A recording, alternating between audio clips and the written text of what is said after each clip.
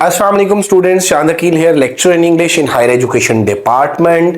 बेटा M K preparations के platform से मैं आपसे मुखातिब हूं और जैसा कि आप लोग जानते हैं एम के प्रिपरेशंस के प्लेटफॉर्म से हमने बेसिक इंग्लिश ग्रामर की एक लेक्चर सीरीज स्टार्ट की है और इस लेक्चर सीरीज में हम डिस्कस कर रहे हैं टेंसेस के कॉन्सेप्ट्स को और टेंसेस की फॉर्मेशन को। तो आज का जो हमारा टॉपिक है वो है फ्यूचर इंडेफिनिट टेंस। तो फ्यूचर इंडेफिनिट टेंस को डिस्कस करते हैं। जैसा कि आप लोग देख सकते हैं स्क्रीन पे फ्यूचर इंडेफिनिट टेंस और इसके कॉन्सेप्ट की अगर हम बात कर लें कि फ्यूचर इंडेफिनिट टेंस होता क्या है, किस चीज को जाहिर करता है। This tense shows some plan और इंटेंशन इन फ्यूचर।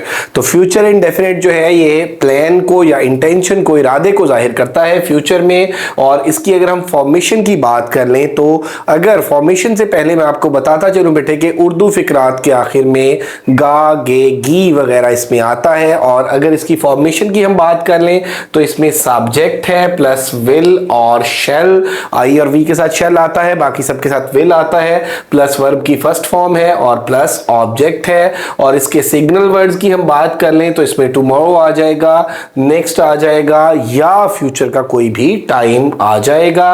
और इसमें देखें कि यूज हम करते हैं shell after I and V, I और वी के साथ हम शेल यूज करते हैं, लेकिन याद रखिएगा कि आई और वी के साथ जब हम शेल की बजाय विल यूज कर लेते हैं तो वो कंपल्शन के मीनिंग में आ जाता है। और जनरली ये कहा जाता है कि अब आई और वी के साथ भी आप विल ही यूज कर लें, शेल खत्म हो गया है।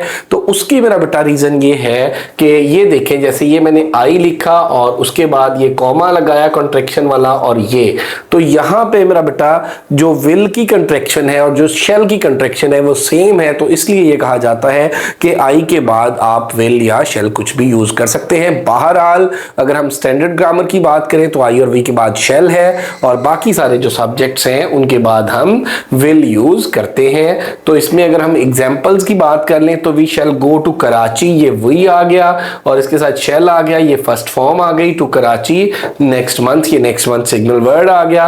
ही विल हेल्प अस, ये ही आ गया प्लस विल आया इसके साथ, ये वर्ब की फर्स्ट फॉर्म आ गई और इन दिस प्रोजेक्ट। और इसमें इसी तरह से नेक्स्ट अगर हम बात कर लें तो यहां पे नोट आप देख लें, for some planned future activity we prefer present continuous tense. इस बात को अगर मैं आसान कर दूं आप लोगों के लिए कि नियर फ्यूचर जो होता है, नियर फ्यूचर के लिए हम कौन सा स्ट्रक्चर यूज करते हैं?